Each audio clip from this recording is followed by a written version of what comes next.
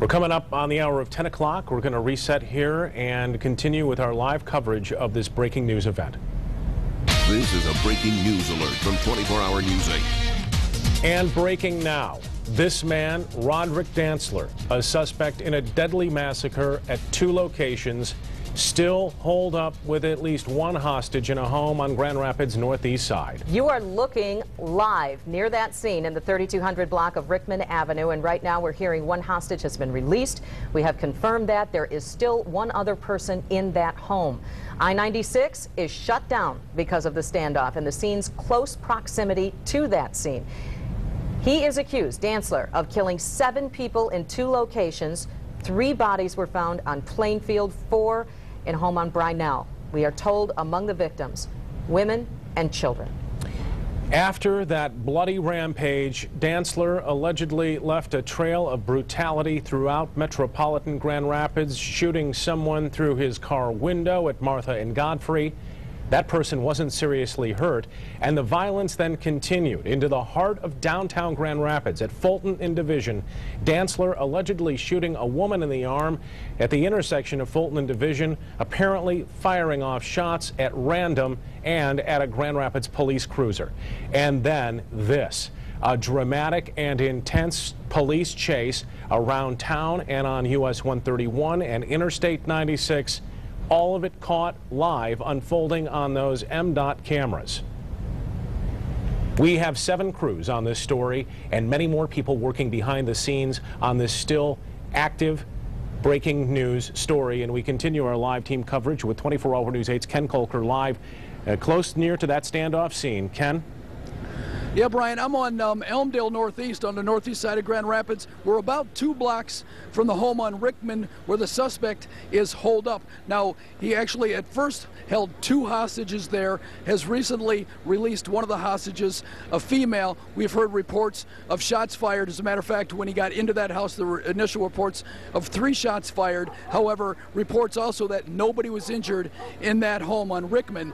Now, the last we've heard is the police are negotiating, have been negotiating with the suspect. We're not sure of the outcome of that. However, as I said, 1 female was released.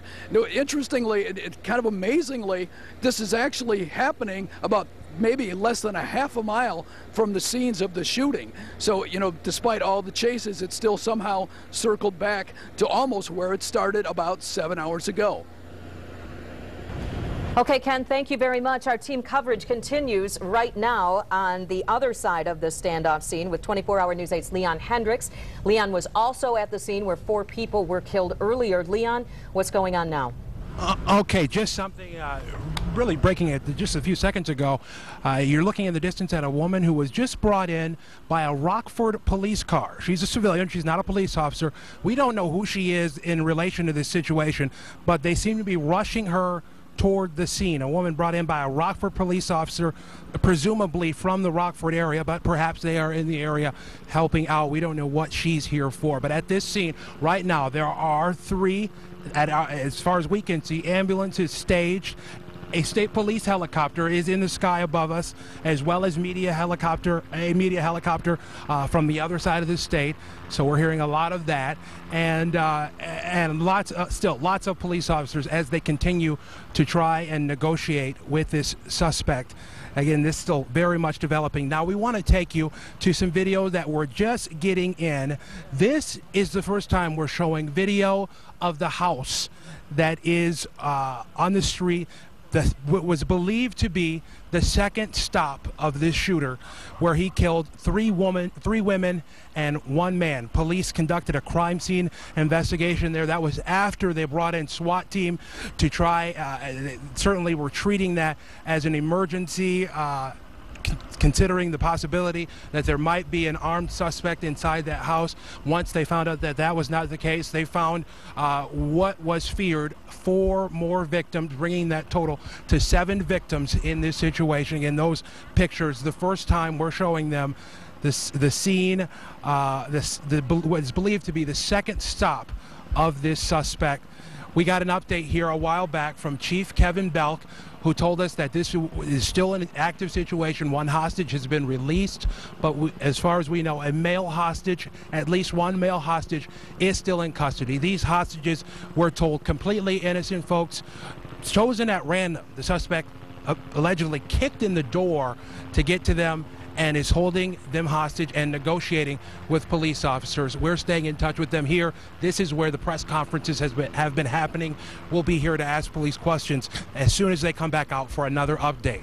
Back to you. Okay, Leon, we will certainly be checking back with you. Right now, let's turn our attention to Rick Albin. He's at the live desk and has been covering many details as this has unfolded for hours now. Rick? 2 decades of interaction with this individual and the court system throughout West Michigan.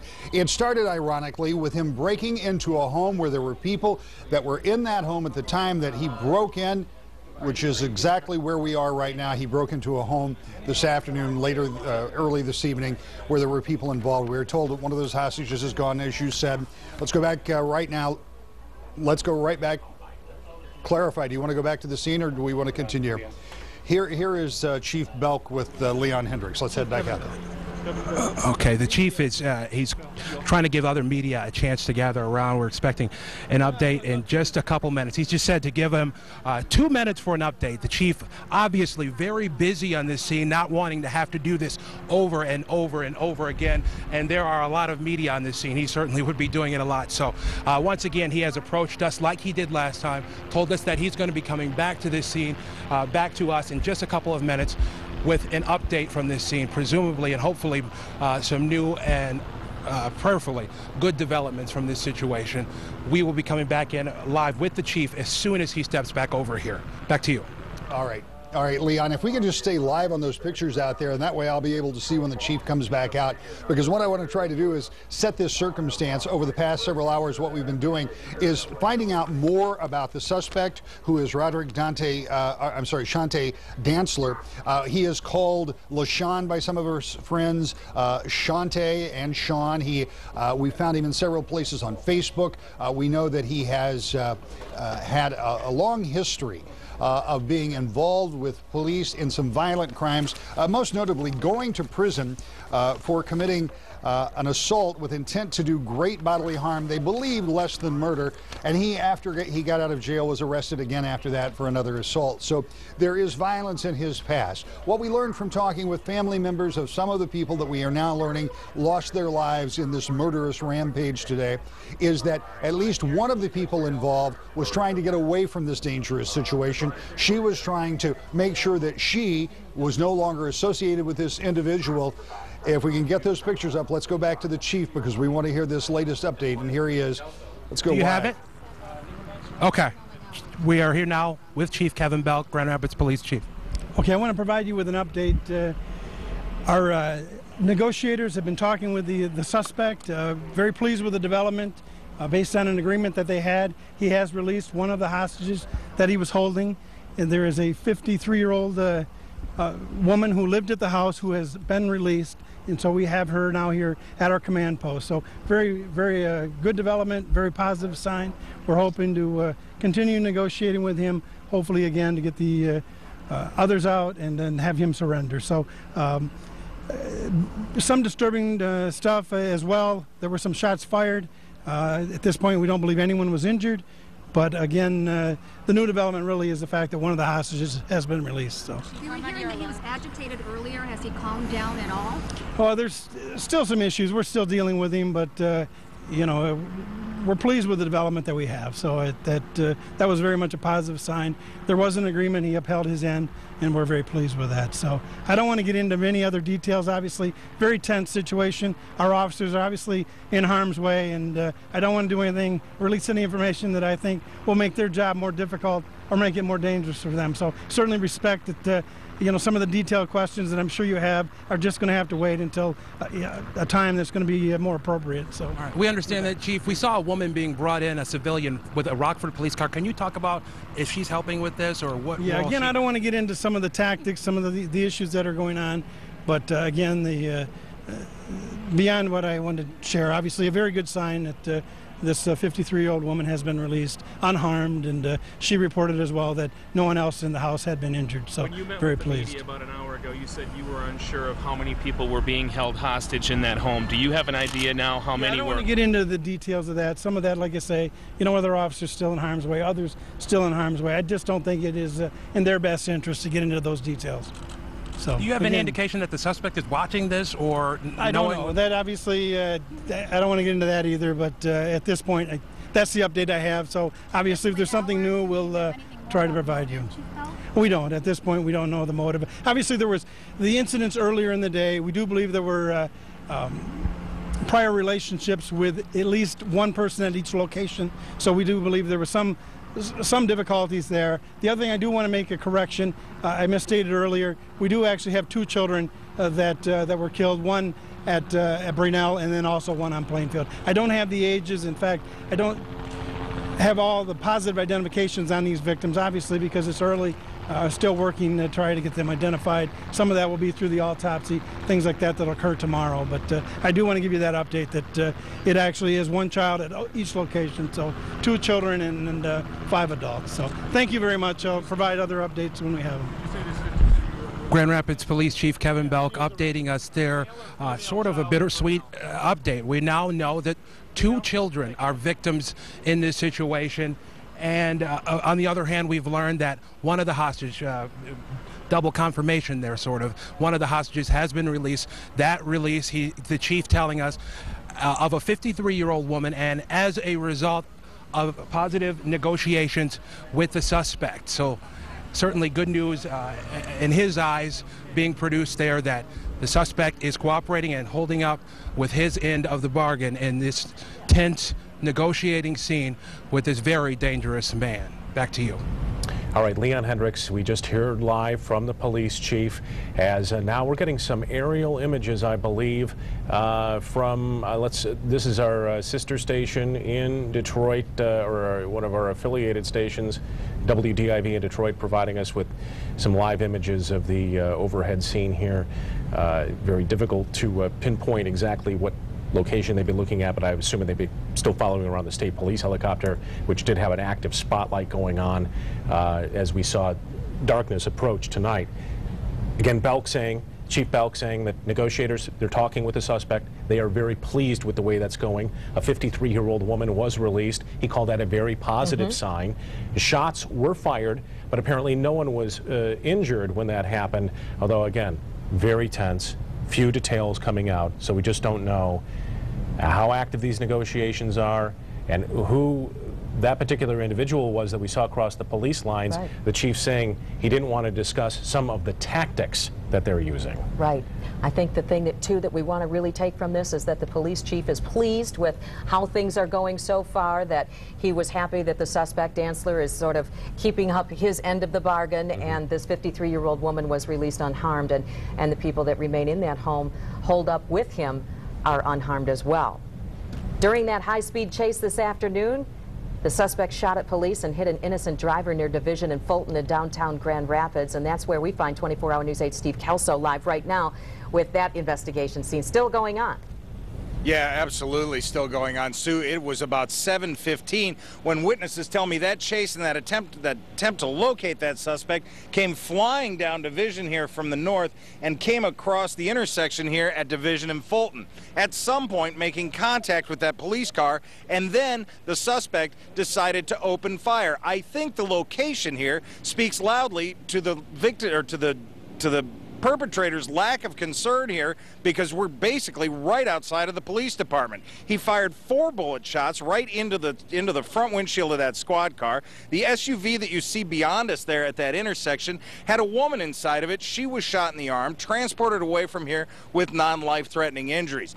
The Kent County Sheriff's Department, the Kentwood PD, and the Grand Rapids Police Department all out here aiding and helping to process this crime scene, because the Grand Rapids Police Department says they are absolutely stretched for resources. When I arrived here at about 7:15, it was an absolutely chaotic scene. There were squad cars arriving from all directions, and they were just starting to put the police tape up that you see strung everywhere now at this intersection.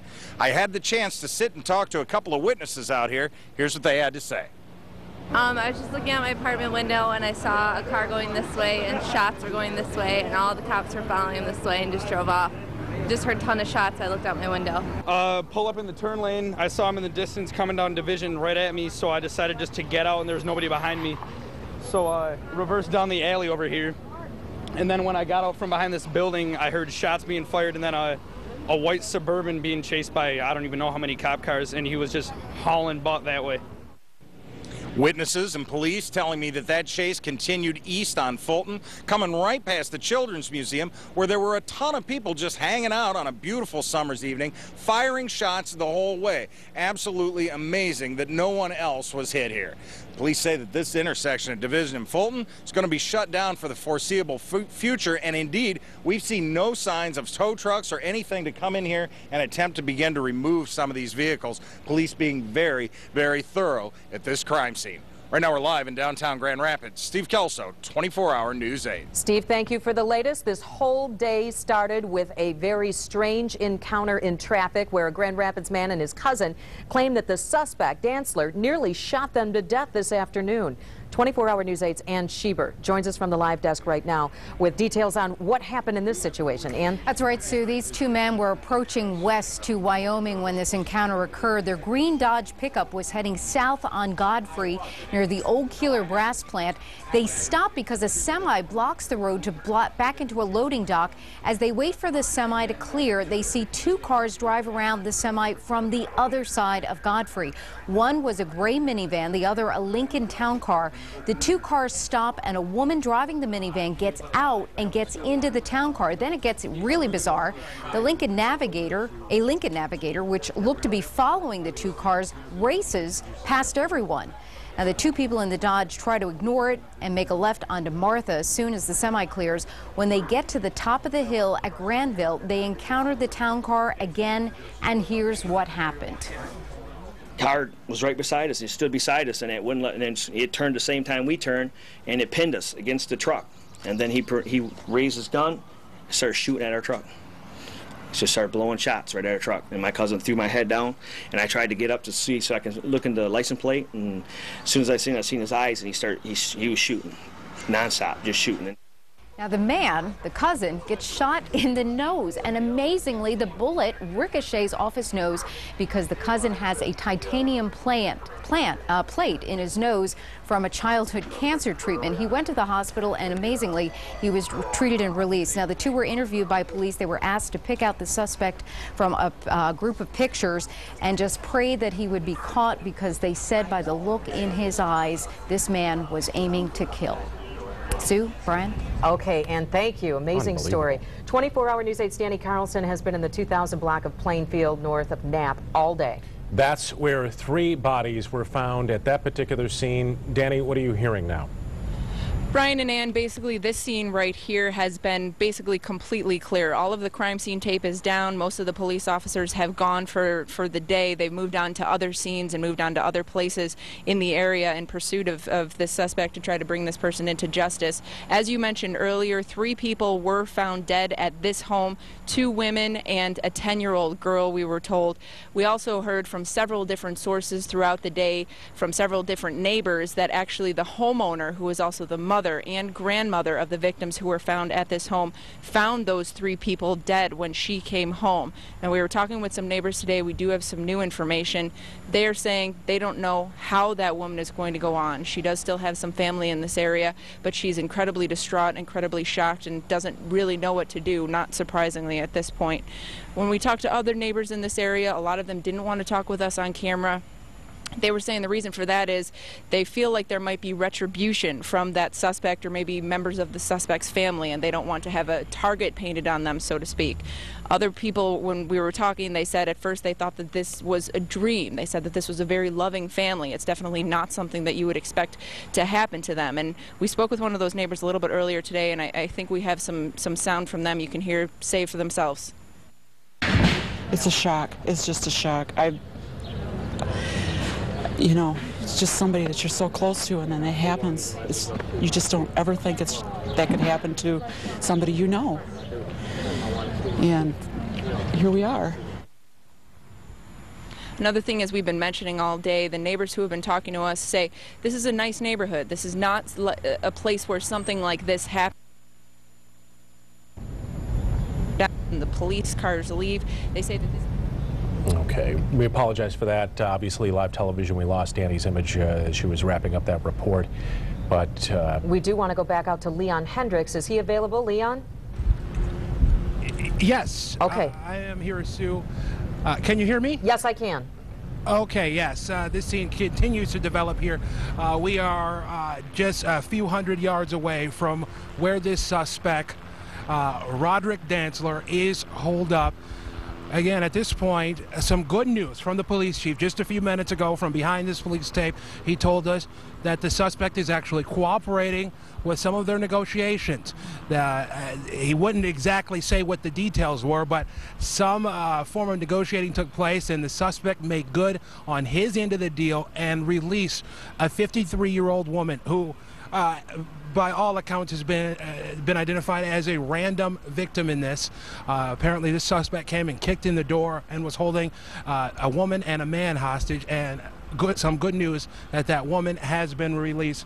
You can see right on the scene behind me, it is quite getting dark right now, which I know is another challenge for police, making it difficult for them to see and difficult to stay safe. But there's certainly a big effort in doing that.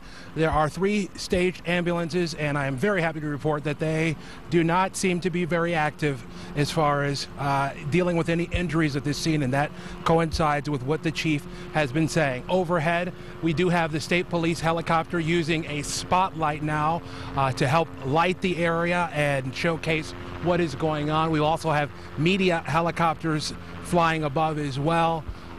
Sometimes hard to determine which is which, but we believe the one with the large spotlight is indeed the state police helicopter. Again, this is very much still a developing scene, and we're going to be breaking in with updates from the chief. He says he'll come back here as updates become available, and we'll be bringing them to you live. Back to you.